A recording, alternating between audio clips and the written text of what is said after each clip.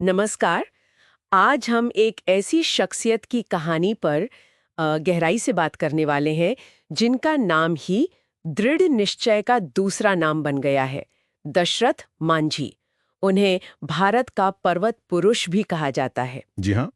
और हमारी ये चर्चा आधारित है भारत के पर्वत पुरुष दशरथ मांझी शीर्षक वाले एक लेख के कुछ अंशों पर। बिल्कुल। तो हमारा मकसद सिर्फ कहानी दोहराना नहीं है, बल्कि उस लेख के जरिए दशरथ मांझी के उस अटूट संकल्प, उस जिद को समझना है। बिल्कुल।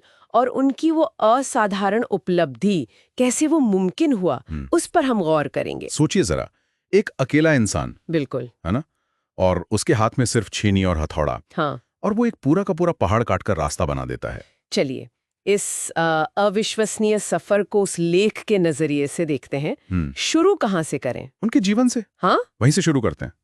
लेख बताता है कि दशरथ मांझी बिहार के गया जिले में एक गांव है गहलौर। वहां के एक बहुत ही गरीब, मतलब भूमिहीन मजदूर परिवार से थे। अच्छा। भी पढ़ा। फिर वो वापस आए और फल्गुनी देवी से मिले, जो उनकी पत्नी थी बचपन की। लेकिन लेख ये भी कहता है कि फल्गुनी के पिता इसके लिए राजी नहीं थे, क्योंकि दशरथ के पास कोई ठिकाना नहीं था, कोई स्थायी काम नहीं था। सही कहा। लेकिन दोनों ने खैर भागकर शादी कर ली और अपनी जिंदगी शुरू की। यहाँ पर यह समझना जरूरी है, और लेख भी इस ओर इशारा करता है कि गहलौर गांव की लोकेशन क्या थी। हाँ, वो पहाड़ियों से घिरा हुआ था ना। बिल्कुल। पहाड़ियों की एक ऐसी श्रृंखला थी कि गांव एक तरह से मुख्य कस्बे और बाकी सुविधाओं से कटा हुआ सा था। मतलब कहीं भी जाना हो, शहर जाना हो, अस्पताल जाना हो, तो पहाड़ की चारों ओर से घूमकर जाना पड़ता था। बहुत लंबा रास्ता। तो दशरथ वहाँ खेतीहर मजदूर का काम करते थे। शायद जिंदगी मुश्किल थी, पर लेख के हिसाब से वो अपनी पत्नी और बच्चे के साथ संतुष्ट थे। हाँ, गुजर बसर हो रही थी। लेकिन फिर वो भयानक हादसा हुआ जिसने सब कुछ बदल दिया। लेख उस घटना के बारे में क्या कहता है? लेख बताता है कि एक दिन फल्गुनी देवी, जब वो गर्भवती थीं, दशरथ के लिए खाना लेकर आ रही थीं, उसी पहाड़ी रास्ते से, और उनका पैर फिसल गया। वो बुरी तरह घायल हो गईं। उफ। और सबसे नजदीकी अस्पताल वो भी कोई 70 किलोमीटर दूर था। हाँ, और उस तक पहुंचने का रास्ता भी उसी पहाड़ की वजह से और भी लंबा, घूमकर जाना पड़ता था। जाहिर है बहुत देर हो गई होगी। लेख यही कहता है कि जब तक दशरथ उन्हें अस्पताल ले जा पाए, तब तक मतलब बहुत देर हो चुकी थी। फल्गुनी देवी नहीं बच पाईं। ये तो कल्पना करना भी मुश्किल है। कितना गहरा दुख और गुस्सा आया होगा उन्हें उस पहाड़ पर। हाँ बिल्कुल। और शायद इसी गुस्से और दुख ने उस संकल्प को जन्म दिया। उन्होंने कसम खाई कि वो अकेले इस पहाड़ को चीर कर रास्ता बनाएंगे, ताकि जो उनके साथ हुआ वो किसी और के साथ ना हो। और फिर उन्होंने काम शुरू कर दिया 1960 में, है ना। लेख उनके शुरुआती संघर्ष के बारे में क्या कहता है? लोगों ने क्या कहा, मजाक उड़ाया होगा? अरे मजाक ही नहीं उड़ाया। लेख के अनुसार तो लोग उन्हें पागल समझने लगे थे। सोचिए, एक हथौड़ा और छेनी लेकर रोज सुबह पहाड़ तोड़ने निकल पड़ना, अकेले। हाँ।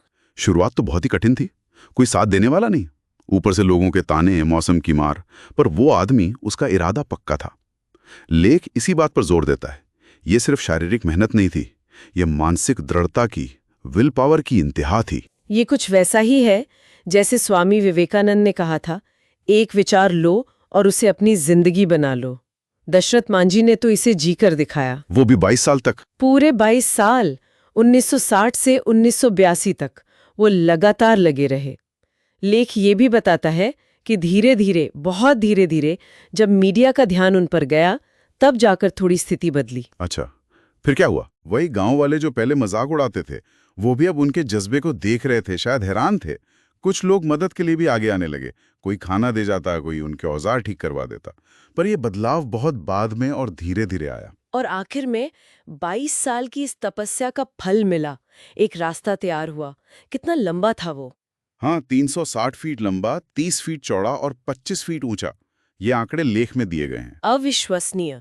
और इस रास्ते ने दूरी कितनी कम कर दी? बहुत ज्यादा। गया के अतरी और वजीरगंज ब्लॉक के बीच की दूरी, जो पहले पहाड़ के कारण करीब 55 किलोमीटर थी, वो घटकर सिर्फ 15 किलोमीटर रह गई। ये उस पूरे इलाके के लिए कितना बड़ा बदलाव रहा होगा, सोचिए। जाहिर है। और सरकार ने भी उनके काम को सराहा। हाँ, देर से ही सही, पर सम्मान मिला। लेख में जिक्र है कि 2011 में बिहार सरकार ने उस सड़क को दशरथ मांझी पथ नाम दिया। उन्हें माउंटेन मैन ऑफ इंडिया कहा जाने लगा। और फिल्में भी बनी उन पर? जी हाँ, एक डॉक्यूमेंट्री बनी the man who move the mountain. 2015 में नवाजुद्दीन सिद्दीकी के साथ Bollywood film I Manjhi the mountain man. कुछ कन्नड़ फिल्में भी बनी शायद, और 2016 में तो भारतीय डाक विभाग ने उन पर एक डाक टिकट भी जारी किया। तो इस लेख और इस पूरी कहानी का सार क्या निकलता है? सार बहुत सीधा और गहरा है। लेख भी यही कहता है कि समाज के लिए कुछ बड़ा करने के लिए या बदलाव लाने के लिए आपको हमेशा बहुत सारे पैसे या संसाधनों की जरूरत नहीं होती। सही कहा। जरूरत होती है एक बड़े दिल की, एक अटूट इच्छा शक्ति की, और अपने लक्ष्य के लिए सब कुछ झोंक देने की। दशरथ मांझी की कहानी यही सिखाती है कि जब सब कुछ खिलाफ हो, जब आप बिल्कुल अकेले हों, तब भी अपने सपने को कैसे जिंदा रखा जा सकता है। तो इस लेख के आधार पर हमारी आज की ये जो चर्चा है, उसका निचोड़ यही है कि इंसान का संकल्प पहाड़ से भी ज्यादा मजबूत हो सकता है। अगर ठान लिया जाए तो बड़ी से बड़ी बाधा भी हटाई जा सकती है। बिल्कुल। और शायद श्रोताओं के लिए सोचने वाली बात यह हो सकती है कि हम सबके जीवन में भी तो अपने अपने पहाड़ होते हैं। कोई लक्ष्य, कोई चुनौती, कोई ऐसी बाधा जो हमें लगता है कि पार नहीं की जा सकती। तो क्या हम दशरथ मांझी के तरीके से, उनके उस लगातार छोटे छोटे प्रयासों वाले नजरिए से अपनी उन बाधाओं को धीरे धीरे तोड़ने के बारे में कुछ सीख सकते हैं? ये सोचने वाली बात है।